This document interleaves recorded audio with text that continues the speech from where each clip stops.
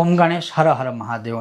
હવે ચતુર્માસની શરૂઆત થવાની છે 4 મહિના એટલે કે દેવશયની એકાદશીથી દેવપોઢી એકાદશીથી દેવ ઉઠી એકાદશી સુધી, બરાબર છે। તો હવે એની અંદર ચારેય મહિનાનો સાર તમને જો કહું કે ચતુર્માસમાં એક પ્રકારની સંક્ષિપ્ત કથા માનીને ચાલો કે જે બ્રહ્માજીએ નારદ મુનિને આનું મહાત્મ્ય શ્રવણ કરાવ્યું હતું। અને આ 4 મહિનામાં આપણે શું શું કરવું જોઈએ, શું ધ્યાન રાખવું જોઈએ અને ભગવાનને કેવી રીતે ખુશ કરવા જોઈએ, અથવા તો કયા ભગવાનને પ્રસન્ન કરવા માટેના પાઠ કરવા જોઈએ, એ બધું જ આજે હું તમને સત્સંગ કરાવીશ આ કથા સ્વરૂપે। જો તમને આ વિષય વિડીયો પસંદ આવે તો લાઇક કરજો, શેર કરજો અને ચેનલ પર નવા હોય તો સબસ્ક્રાઇબ કરીને ઘંટીનું ચિહ્ન દબાવજો। તો ચાલો સત્સંગ શરૂ કરીએ। સર્વપ્રથમ આ જે ચતુર્માસ છે એ પવિત્ર સ્નાન માટે છે, પવિત્ર દાન એટલે કે સારામાં સારા દાન કરવા માટે છે, તપશ્ચર્યા કરવા માટે છે, અનુષ્ઠાન કરવા માટે છે, પોતાને શોધવા માટે છે, આત્મશુદ્ધિ માટે છે, મન શુદ્ધિ માટે છે, દેહ શુદ્ધિ માટેના આ 4 મહિના ખૂબ જ પવિત્ર છે। કેમ તો કે આ 4 જ મહિના એવા છે કે જેમાં તમે જુઓ પવિત્ર બધા તહેવાર આવશે, પવિત્ર બધા ઉત્સવ આવશે, ભગવાનને ખુશ કરવા માટેના સરસ મજાના બધા સમય કે અવસર આવશે। હવે એમાં માની લો કે આપણે કોઈ નિયમો અપનાવવા હોય તો આપણે શું અપનાવી શકીએ? જો તમે અનુષ્ઠાન કે એવું કોઈ નિયમ લેવાના હોય તો 100% અપનાવજો, જેટલું પણ તમારાથી શક્ય થાય। નહીં તો આ જે હું તમને સત્સંગના માધ્યમથી શ્રવણ કરાવીશ એમાંથી તમે કોઈ પણ નિયમ અપનાવી શકો। એમાં સૌથી પહેલાં શું છે કે આ 4 મહિના દરમિયાન સદૈવ એવો પ્રયત્ન કરવો કે સાત્વિક ભોજન જ કરવું, તામસિક ભોજનનો ત્યાગ કરવો। તામસિક ભોજનોમાં માંસાહાર ના કરવો, પછી મદિરાપાન પણ ના કરવું, પછી લસણ છે, ડુંગળી છે કે એવા જે તામસિક આહાર હોય ને એનો 4 મહિના સુધી ત્યાગ કરવો અને સાત્વિક ભોજન કરવું। બીજા નંબરમાં આ કરીશું તો જેવું અન્ન એવું મન, એટલે આપણા મનની શુદ્ધિ થશે। ત્યાર પછી કહ્યું છે કે જેટલું શક્ય હોય એવું બ્રહ્મ મુહૂર્તમાં જ ઉઠવું અને બ્રહ્મ મુહૂર્તમાં ઉઠી સવારે સ્નાન કરવું અને સ્નાન કરતી વેળાએ જે મેં વિડીયોમાં તમને કહ્યું છે કે આમળા છે કે આમળાનું ચૂર્ણ છે કે તલ છે કે તલનો પાવડર છે કે પછી બીલીપત્ર છે એ નાખી અને પછી સ્નાન કરવું।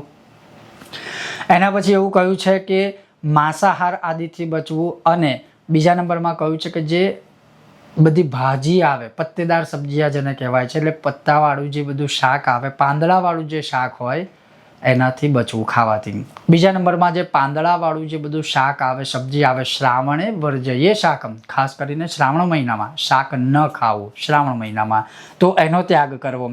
એના પછી કહ્યું છે કે દહીં ભાદ્રપદે તથા, જે મેં વિડીયોમાં પહેલાં કહ્યું હતું કે ભાદરવા મહિનામાં દહીંનો ત્યાગ કરવો। પયઃ આશ્વિને, અશ્વિન મહિનામાં એટલે કે આસો મહિનામાં દૂધનો ત્યાગ કરવો, દૂધ ન લેવું। અને કારતક મહિનામાં જે 2 દળમાંથી ઉગતું અનાજ હોય, મોટા ભાગના જે કઠોળ છે ને એ દ્વિદળ, 2 દળવાળા શાખાઓમાંથી ઉગતું હોય છે, જેમ કે ચણાની દાળ હોય, અડદ હોય, આ જે બધા કઠોળ હોય દ્વિદળવાળા એનો ત્યાગ કરવો કારતક મહિનામાં। એટલે આ કરવાથી શારીરિક શુદ્ધિ પણ થશે ને ભગવાનની કૃપા પ્રાપ્ત થશે। પછી શરીરને શુદ્ધ રાખવા માટે, ભગવાનની કૃપા પ્રાપ્તિ માટે ભૂમિશયન કરવું। ભૂમિશયનમાં જો શક્ય હોય ને તો લાંબુ દર્ભાસન લેવું અને એની ઉપર આપણે કંઈ પણ એવું નાનું કપડું કે એવું પાથરીને શું હોય તો શું હોય। ઘણા લોકો મેં એવા જોયા છે પાછા ભૂમિશયન તો કરતા હોય, ભૂમિશયન કરતા હોય પણ આમ બેડમાં સૂઈ જાય તો ગાદલું ને બધું હોય, પણ આમ ભૂમિશયન કરે ને તો એ 2-4 ગાદલા પાથરીને સૂઈ જાય, તો પાછું એને ભૂમિશયન કહેવાય કે ગાદલા શયન કહેવાય? એવું ના કરવું। તમારાથી સુવાય તો પ્રયત્ન કરો, તમને શારીરિક તકલીફ હોય તો પછી ના સૂશો, પણ પ્રયત્ન કરો ભૂમિશયન કરવાનું। તો ભૂમિશયન કરવાથી ભગવાન ખૂબ જ ખુશ રહેશે। બીજું કે બ્રહ્મચર્યનું પાલન કરવાનું છે, કોઈ પણ પ્રકારે બ્રહ્મચર્યનો ભંગ ના થાય એનું જો તમે અનુષ્ઠાન કરતા હોય તો અવશ્ય પાલન કરજો।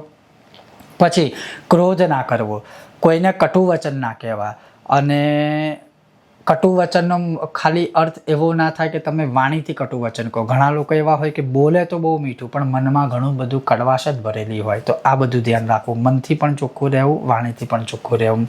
સાધુ, સંતો, બ્રાહ્મણ, ગૌ માતા અથવા કોઈ પણ વ્યક્તિની નિંદા ના કરવી। પશુ કે પક્ષીઓની ઉપર હાથ ઉપાડી ટૂંકમાં એમને મારવા નહીં, કેમ કે એ પણ પાપ લાગે છે। નિયમિત પવિત્રતાને જાળવવાનો પ્રયત્ન કરવો, ધાર્મિક અનુષ્ઠાનો કરવા। અને બીજા નંબરનો એક જે ખાસ નિયમ છે, વાળ ન કપાવા, દાઢી ના કરવી અને નખ ના કાપવા. આ નિયમ તો ખાસ અપનાવજો. અને ખાસ કરીને જો તમે અનુષ્ઠાન 4 મહિના સુધી કરવાના હોય કે કરતા હોય તો આ નિયમ તમારે અપનાવવો જોઈએ. હવે ધાર્મિક અનુષ્ઠાનોમાં શું હોય તો ખાસ કરીને ભગવાન શ્રી વિષ્ણુની આપણે ઉપાસના કરવાની. શ્રીમદ ભાગવત મહાપુરાણ વાંચવું કે શ્રીમદ ભગવદ્ ગીતા વાંચવી. અને જો હું પાઠમાં સજેસ્ટ કરી તો શ્રી વિષ્ણુ સહસ્રનો પાઠ કરવો, શ્રી સુક્તમનો પાઠ કરવો, યજ્ઞ આદિ કરવું, અથવા તો નારાયણ કવચનો પાઠ કરવો, ગજેન્દ્ર મોક્ષ સ્તોત્રનો પાઠ કરવો અથવા સાંભળવો. તમે જેટલું સત્કાર્ય કરી શકતા હોય એટલું કરવું. દેવી ભક્ત છો તો દેવી ભાગવતનો પાઠ કરો, દેવી ભાગવત મહાપુરાણનો. ગણેશ ભક્ત છો તો ગણેશ પુરાણનો પાઠ કરવો. ભાદરવા મહિનાના પાછલા 15 દિવસમાં ગરુડ પુરાણ સાંભળો, ગરુડ પુરાણનો પાઠ કરો અથવા ગરુડ પુરાણ ઘરે બેસાડો. તો આ બધા અનુષ્ઠાન કરો, ભગવાનનો મંત્ર જાપ કરો ટૂંકમાં. તો આ બધું કરી શકાય છે. પછી આ 4 મહિના દરમિયાન તમે નવા રુદ્રાક્ષની માળા ધારણ કરી શકો, તુલસી માળા ધારણ કરી શકો કે બીજી કોઈ માળા તમારે પહેરવી હોય તો એ પહેરી શકો છો. તો આ 4 મહિનામાં આ બધું એ કરવું. બીજું, આ 4 મહિના દરમિયાન સત્સંગ કરવો, સત્સંગ કરવો, કુસંગ ના કરવો. જે આપણને સારા રસ્તે લઈ જાય એનો સંગ કરો. બીજા નંબરમાં તમે ગુરુની શરણમાં જાઓ, ગુરુ સાથે શાસ્ત્રાર્થ કરો, પ્રશ્ન પૂછો ગુરુને. નવા જે શાસ્ત્રો છે કે નવા આપણા પુરાણ છે કે જે એટલે જે નવું જ્ઞાન છે જે પુરાણ કે વેદ કે શાસ્ત્રોમાંથી પ્રાપ્ત થતું હોય એના વિશે ચર્ચા કરો. ભજન કીર્તનની વાતો કરો. તમે દ્વિજ શ્રેષ્ઠ, બ્રાહ્મણોમાં જે શ્રેષ્ઠ હોય, જ્ઞાની હોય એનો સત્સંગ કરો. સારા લોકોનો સત્સંગ કરવો, ખાસ કરીને 4 મહિના. બીજા નંબરમાં કહ્યું છે કે જ્યાં સુધી શક્ય હોય માંગલિક કાર્યોથી બચવું. અને એમાં માંગલિક કાર્યમાં સૌથી પહેલાં કહેલું છે વિવાહ સંસ્કાર. પણ આપણે જોઈએ તો સૌથી વધારે લગ્નો આમાં થતા હોય છે. હવે આપણે શું કરવું, ક્યાં જવું ને કોને કહેવું, પણ બચવું જોઈએ, માંગલિક કાર્યોથી બચવું જોઈએ. દેશકાળ પ્રમાણે કદાચ કોઈ મજબૂરી હોય તો એક અલગ વાત છે, નહીં તો જ્યાં સુધી શક્ય હોય આ બધાથી બચવું જોઈએ, માંગલિક કાર્યોથી. જ્યાં સુધી શક્ય હોય ત્યાં સુધી અમુક યાત્રાઓને ટાળવી. અને યાત્રાઓને એટલા માટે ટાળવી કે આપણે અનુષ્ઠાન કરતા હોય, બધે સ્પર્શાસ્પર્શ થાય, આપણે બધી વાતચીત થતી હોય, કોઈની નિંદા થઈ જાય, આ તે બધું થાય. એટલે યાત્રાઓને ટાળવી જોઈએ જ્યાં સુધી સંભવ હોય ને શક્ય હોય ત્યાં સુધી. પછી જેટલું બને એટલું હરતા ફરતા ઉઠતા બેઠતા બસ ખાલી ભગવાનનું સ્મરણ કરવું. અને જ્યાં સુધી બને એટલું ઓછું બોલવું અથવા તો મૌન રહેવું. તો ચતુર્માસમાં આ નિયમો અપનાવીને જો ચતુર્માસનું તમે અનુષ્ઠાન કરો અથવા આમાંથી કોઈ પણ નિયમ અપનાવશો તો પણ ભગવાનની કૃપા 100% પ્રાપ્ત થશે. અને 4 મહિના પછી આપણામાં કેટલો ફેરફાર થશે કે થાય છે એ આપણે જાતે જ જોઈ શકીશું. આપણે બીજા કોઈને પૂછવા કે કહેવાની પણ જરૂર પડવાની નથી. તો આ હતો એક નાનકડો સત્સંગ. તમને આ સત્સંગ કેવો લાગ્યો, તમે કયો નિયમ અપનાવવાનો છો, જરૂરથી કોમેન્ટ બોક્સમાં લખીને જણાવજો. ઓમ ગણેશ, હર હર મહાદેવ.